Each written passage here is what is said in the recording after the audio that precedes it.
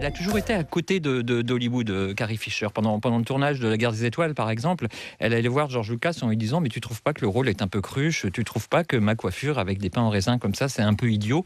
Elle a quand même essayé d'aller voir Lucas pour lui dire « Essayons de faire, d'amener une femme un peu plus rebelle. » Elle avait conscience de l'image que renvoyait son personnage. Tout à fait. Et c'est quand même devenu, peut-être à son corps défendant, mais elle est devenue la première super-héroïne du cinéma américain, les super-héros tels qu'on les connaît aujourd'hui. C'est vrai que la princesse Leia, jeune princesse rebelle qui allait se battre contre l'Empire, c'est vrai que c'était un rôle qu'on avait jusque-là peu vu à Hollywood.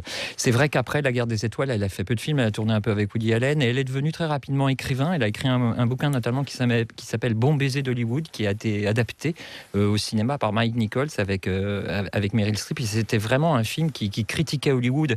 Et quand on connaît sa vie, on comprend bien que cette femme-là a souffert d'Hollywood beaucoup plus qu'elle ne l'a utilisé. Elle a eu du mal à se remettre du succès de Star Wars aussi, et les abus qui ont été les siens par la suite sont liés à ce succès-là ou pas? Ou Non, c'était vraiment avant. Il faut savoir que c'est la fille de Debbie Reynolds, qui est l'actrice de Chantons sous la pluie. Une grande star américaine. Voilà, qui sera aussi la belle-fille, parce qu'elle a été élevée par Elizabeth Taylor, puisque son père s'était remarié avec Elizabeth Taylor. Donc elle était quand même dans le chaudron hollywoodien, à la fois magnifique et totalement sordide, dès ses premières années. Il faut savoir que quand elle tourne La Guerre des Étoiles, elle a déjà des problèmes d'alcool et de drogue. Quand elle tourne L'Empire contre-attaque, elle est en cure de désintoxication, parce que ça ne va pas du tout, elle est droguée. Elle va avoir beaucoup de mal à s'en sortir. C'est l'écriture qui va la pousser à autre chose et se révéler en tant que femme et en tant que femme forte. Elle va beaucoup écrire des bouquins et beaucoup de scénarios. Il faut savoir qu'elle était script doctor, ce qu'on appelle aux États-Unis, c'est-à-dire qu'elle réparait les scénarios qui allaient mal, elle réécrivait. Elle a même beaucoup écrit.